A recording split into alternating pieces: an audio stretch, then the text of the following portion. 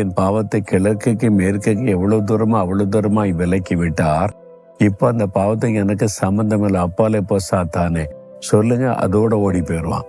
சிந்தனையில இந்த போராட்டத்தை கொண்டு வந்து ஆவி விலகிறோம், அவ்வளவுதான். நீங்க இந்த வசனத்தை வைத்து சாத்தானை மேற்கொள்ளணும். அதுக்கு தான் ஆண்டவர் உங்களோட பேசுகிறார்.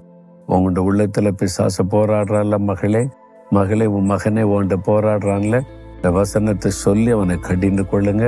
உடனே குற்ற மனசாட்சி மாறிடும், ஒரு பெரிய சந்தோஷம் வந்துடும். சரியா? சொல்லுங்க பார்க்கலாம். ஆண்டவரே, கிழக்குக்கு மேற்குக்கும் எவ்வளவு தூரமோ அவ்வளவு தூரமா என் பாவத்தை விலைக்கு போட்டு விட்டீர், அதற்காய் ஸ்தோத்திரம்.